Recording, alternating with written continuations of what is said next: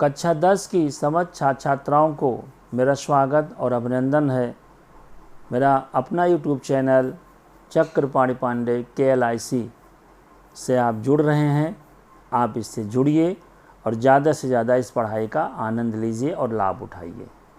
देखिए, ये वक्त आपको अपनी पढ़ाई की तरफ ध्यान देने का है, क्योंकि कोविड-19 की वजह से इस समय पूरा भारतवर्ष लॉकडाउन में है और जब तक लॉकडाउन में रहेगा हम आपको ऑनलाइन शिक्षा देते रहेंगे।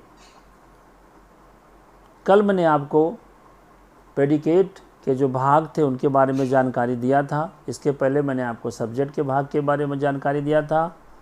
अब बोर्ड एग्ज़ाम में जो पेपर में सेक्शन बी का पहला सवाल है वो है रीऑर्डरिंग ऑफ द सेंटेंस। आज हम उसके बारे में आपको जानकारी देंगे। ये 2 नंबर का आएगा, reordering of the sentence. Reorder, फिर से क्रम में लगाना। ये यूपी बोर्ड एग्ज़ाम के जो पेपर्स हैं उनमें जो समय समय पर कुछ सेंटेंस आते रहे हैं, उन सेंटेंसों को मैं बोल रहा हूँ और यदि आप हों तो ऑनलाइन लिखें और लिखने की कोशिश करें। जैसे पहला, frame correct sentence by reordering the words in the following. नीचे लिखे हुए वाक्यों को सही क्रम में लगाएं। पहला है, smoking health to harmful is. अब इसका मैं करेक्ट आपको लिख करके डाल दूंगा, लेकिन यहाँ पर मैं आपको समझा रहा हूँ। स्मोकिंग पहला शब्द है, हेल्थ टू हार्मफुल इज़। अब देखिए, इस वाक्य को रीऑर्डर नहीं किया गया है, इस डिसऑर्डर करके लिख दिया गया है। अब आप ऑर्डर क्या करेंगे तो सबसे पहले आप इसमें सब्जेक्ट ढूंढेंगे। Smoking health to harmful is, इसमें सब्जेक्ट है स्मोकिंग। वर्ब क्या लाएंगे सब्जेक्ट के बाद? इज।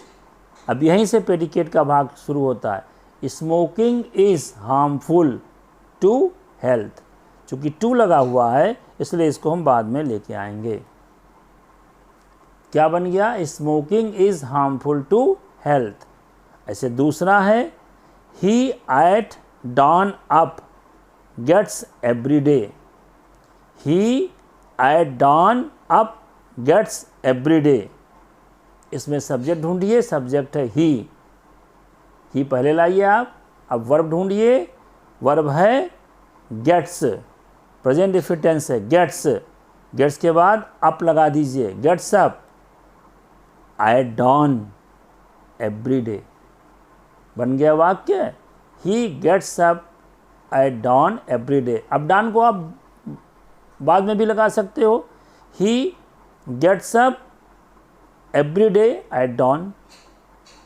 तो इसमें आपको कोई प्रॉब्लम नहीं होनी चाहिए और इस तरीके से आप सही रीऑर्डर को करेंगे। हम इसमें अभी डाल देंगे और रीऑर्डर आप करते जाइएगा।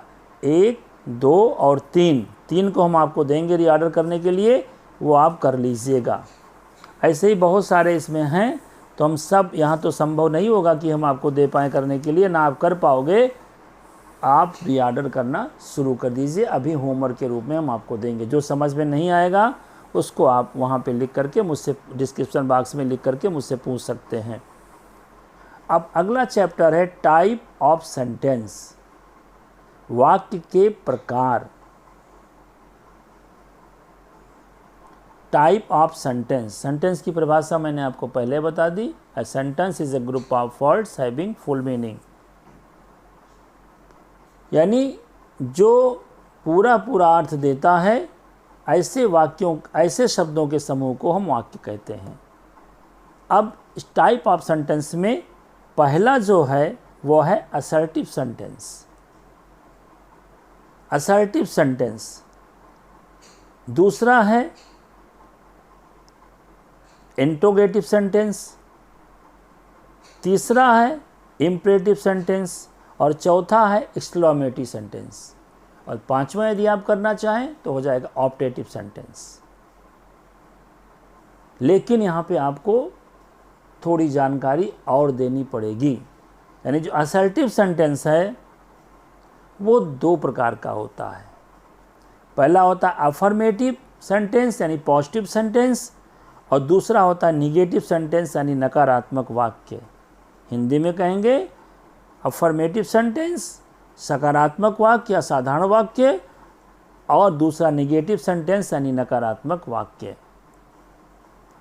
तो सबसे पहले अब पढ़ते हैं असर्टिव सेंटेंस के बारे में। असर्टिव सेंटेंस क्या है?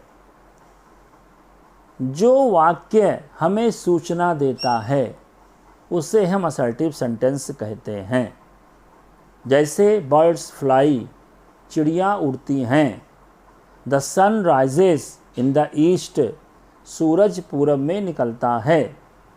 फ्लावर्स स्मेल स्वीट, फूलों की खुशबू मीठी होती है। और स्टूडेंट्स स्टडी, विद्यार्थी पढ़ते हैं। ये हमारे असर्टिव सेंटेंस हैं।